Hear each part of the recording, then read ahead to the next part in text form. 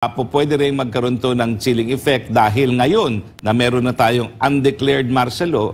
Si Marcos hindi tatagal dyan. Anong kinatatakot nyo?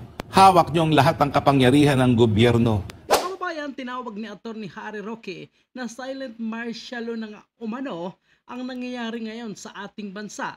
Hindi man umano nagdeklara itong si BBM, ngunit ang ginawa umano sa pagharang sa supposed to be mangyaring prayer rally or peaceful rally or isang pagtipon-tipon para sa hakbang ng maisog, abay ito umano ay patunay na talagang ayaw nila maririnig ang mga negatibong pangyayari sa ating bansa, ang mga negatibo nilang ginagawa, mga kapalpakan ng umano ng Administrasyong Marcos at syempre ang isyo sa pagiging bangag ni Marcos Jr. Kaya ayon nga sa mga convener at organizer nitong hakbang ng maisog ay walang iba umano na humarang sa event na ito kundi ang pinakamataas na namumuno sa ating bansa, which is alam naman po natin dahil hindi naman umano ito mangyayari kung walang chain of command which is nangyayari sa pinaka-pinuno ng ating bansa, which is the chief executive. Tila sindikato, mafia yung datingan. Walang kawala eh. Pagka sinabi po natin chain of command, hindi gagawin nung nasa ibabayan nang walang matinding utos sa itaas. Samakin po ninyo dumaan sa Lieutenant Colonel. Pababa po sa Police Staff Sergeant. Sino kaya yung nasa likod ni Lieutenant Colonel? Malamang, it must be the Provincial Director. Ang tanong, sino kaya yung nasa itaas ni Provincial Director? It must be the Regional Director and so on, so on. So ang pinakadulo po nito, tatama po to doon sa tinatawag na pinakamataas po sa kanila. At sino po yan? Sino po yan sa tingin ninyo? Ito po ay ang presidente ng Pilipinas. So sayang kasi mga kababayan po natin ang pinaghirapan. So matagal na ito eh. Nauna pa nga ito sa Tagum City. So ang nangyayari sa Tagum, abay, sinuspindi po ang gobernador dahil sa kanyang pagbibigay ng permit. So doon pa lang, may pattern na talagang natatakot din itong mga taga Bulacan. Lalong-lalo na itong kongresista na may hawak nitong Bustos Bulacan at ang gobernador at ang mayor na nga po. So kaya ginamit na nga po itong ating kapulisan para harangan ang daan. So this is malinaw na pang-aabuso talaga sa kanilang kapangyarihan at hindi nirespeto ang karapatan ng bawat Pilipino na magsalita. Ang mga organizer na ito at convener, mga kababayan po natin, grabe ang pagod nila. Hindi lang pagod, gastos at maraming tao pa ang talagang lumipad sa sarili nilang gastos. Galing pa sa Visayas, galing sa Mindanao, ang iba sa malayong party ng Luzon para sana makapag-attend. Si BBM. Saan pa ni Pilosopo, bakit raw yung mga makakaliwa ay hinahayaan ngayon ng gobyerno na mag-rally? Gayong sila naman daw sa kanilang grupo ay hindi naman kalaban ng pamahalaan. At ang nais lamang nila ay manawagan sa administrasyon. Na kami naman po, hindi naman kami komunista, hindi kami terorista, at lalong-lalong hindi po kami kalaban ng gobyerno. Nais lang ho nating ipahayag ang damdamin ng taong bayan. Matatandaan na pinarada sa entrance ng venue na may isog rally sa Bustos ang isang dambuhalang trailer truck para hindi makapasok ang organizers at attendees. Grabe napakalaking truck po ang kanilang hinarang mga kababayan po natin at agad pa pinabaklas itong mga nakatayong istruktura. Tingnan nyo yan, napakaraming pulis agad ang pumunta at may mga sibilyan pa na binigyan ng pamalo na kung sino man ang magpupumilit na pupunta dito, magsisit up, ay posibleng papaluin at mukhang mga kriminal yung mga lalaking yon, mga adictos benedictos na binigyan lamang ng mga pamalo para bumantay sa lugar na yon. So talagang gusto nila na manakit kung sakaling itutuloy sana yung rally. So ngayon, wala na talaga. Pero ayon nga kay dating Pangulong Digong, ito nga ay isang pang-aabuso. Kaya abangan po natin mga kababayan na may makakasuhan at marereklamo sa ombudsman at hindi natin alam kung ma-actionan ba itong reklamo sa ombudsman sapagkat sa kanila nga itong gobyerno ngayon. Mula munisipyo hanggang PNP, hanggang yung tao. Imagine ninyo yung tao, isinusuoli na sa amin yung pera, ayaw niya na talaga. Simpleng tao lang sila. Para naman kay dating Pangulong Duterte, labag sa saligang batas ang pagharang ng Bustos LGU sa may isog rally. Alam mo na sa konstitusyon yan, mabigat yan to peaceably assemble for redress of grievance. It is a constitutional right of everybody and you just cannot violate it Kasi magkakaroon ka ng kaso niyan at ang hatol niyan is dismissal from the service. Kaya ang organizers, pinag-aaralan na ang pagsasampa ng kaso sa lahat ng mga humarang sa aktibidad. Suportado naman ito ni dating Pangulong Duterte.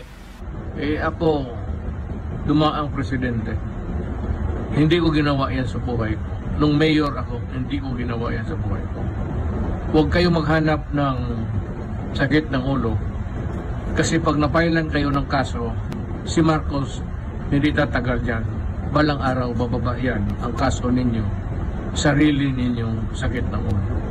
So pag ito po, pinayagan po natin ito na hindi natin gagawan ng kaukulang legal na aksyon, wala na po tayong magiging kalayaan sa pagsasalita. Hindi ho natin pwedeng palagpasin ang ganitong mga pagkakataon. Meron po tayong mga legal remedies na pwedeng gawin po rito.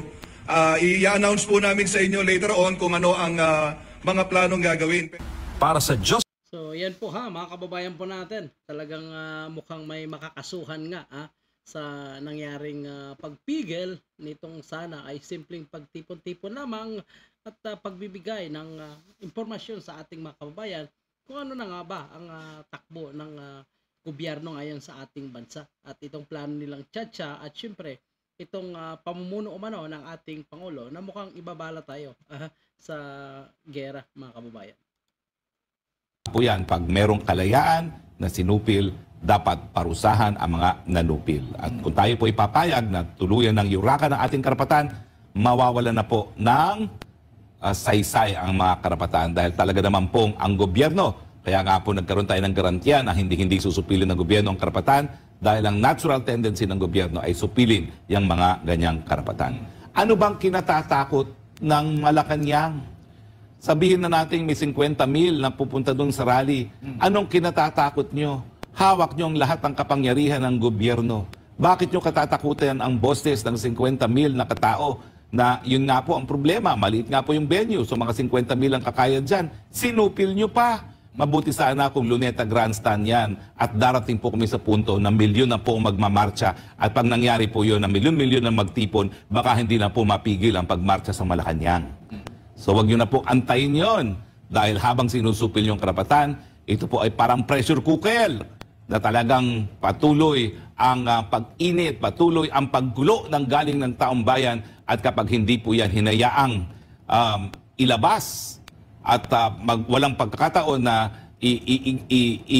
isa publiko ang nasa loobin ng taong bayan, tuluyan na po yung sasabog. Yan ba ang gusto ninyo na magkaroon?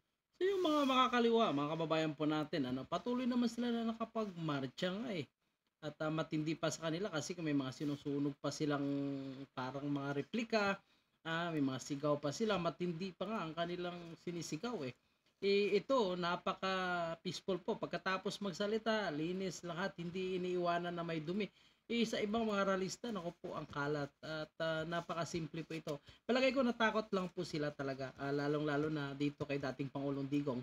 Kahit sabihin nila na kunti lang yung pupunta, kunti lang yung nag-a-attend, pero sa kabila napakarami kasing sumusuporta, lalo na po sa online community. Kahit kunti man ang pupunta sa ibang lugar, pero makikita nyo po sa online community, napakarami po ang nagsusuporta. Which is palagay ko ito yung kinakatakot nila. Lalo na ngayon, nagkakaroon na po ng pagdinig, itong pag-expose sa dokumento na nag-leak nga sa PDEA na umano isangkot sa pulburon at bangag nga umano ang ating Pangulo. So which is ito po ay napakalaking questionable at nagdududa po ang taong bayan sa mga nagiging decision ngayon. Na sana hindi po yan totoo. Hindi po sana totoo na gumagamit ng pulburon itong ating Pangulo kasi talaga nakahiya po. Ng social volcano of social unrest, wag naman po sana. So ang ating panawagan, ang Bill of Rights po ay narariyan na garantiya na hindi dapat sinusupil ang karapatan ng pantao, kasama na po dyan ang malayang pananalita. Dahil kung nagawa nga dyan sa Bustos, papaano kung gagawin din ng iba pang mga lugar kung saan gaganapin din itong Maisog Rally? Well, ang problema, itong Bustos, mukhang yung lokal na pamahalaan ang pumigil. So hindi siya magkakaroon ng chilling effect dahil yung LGO pumigil. Pero tama ka, no? Pwede rin magkaroon to ng chilling effect dahil ngayon na meron na tayong undeclared martial law, ngayon, talagang magkakaroon ng agam-agam ang taong bayan na panindigan ang kanilang karapatan para magtipon-tipon dahil alam nila na sa isang undeclared martial law ay talagang pinagbabawal ngayon ang pagtipon-tipon na laban sa mga gawain ng gobyerno. Anong endgame nito, attorney, ng administrasyon? Bakit ito ay pinipigilan nilang magsagawa ng mga ganitong aktibidad ang mga Pilipino? Ang nakikita ko talagang susupilin nila ang lahat ng karapatan ng pantao, lalo na ang pananalita at mapayapang pagtipon-tipon dahil alam nila na lumalaki ang hinain ng taong bayan laban sa administrasyon at sa tingin nila kapag sinupil nila itong kalayaan na ito, mawawala itong mga hinaing nito. Pero mali po sila dyan, lalo nilang supilin, lalong titindi ang galit ng taong bayan at gaya na aking sinabi, ang soberenya ay nakasalalay, ay naroon pa rin sa taong bayan. At kapag ang taong bayan ay magdesisyon gaya na nangyari noong 1986 na sipain ang isang presidente, walang magagawa ang kahit sino kapag ang taong bayan na ang nagdesisyon na ayaw na nila sa isang presidente.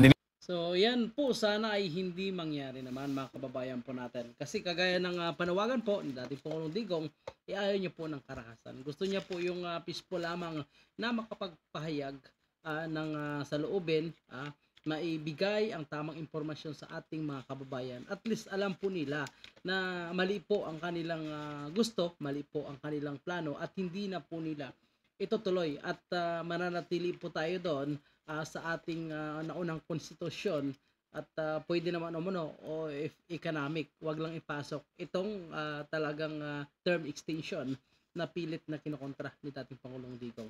Kay dating Pangulong Digong, wala namang problema kung hindi tayo papayagan. Pero sana ay wag naman harangin. Kasi unang-una, nabigyan na ng permiso kasado na, nakaplano na lahat Ang problema kasi pilit pa rin hinaharang kahit sa after last minutes na po na talagang matutuloy na, ando na yung mga kababayan natin, supposed to be tayo pupunta na, ay pilit pa po hinarang. So ngayon, lalong kumulo pa ang dugo ng bawat Pilipino, lalo na po sa online community. Nako po, nagwawala na ngayon ang ating mga kababayan, kaya ang kanilang sinisigaw ay bumaba na nga itong si Marcos, tinatawag pa nila na bangag at kung ano-ano pa.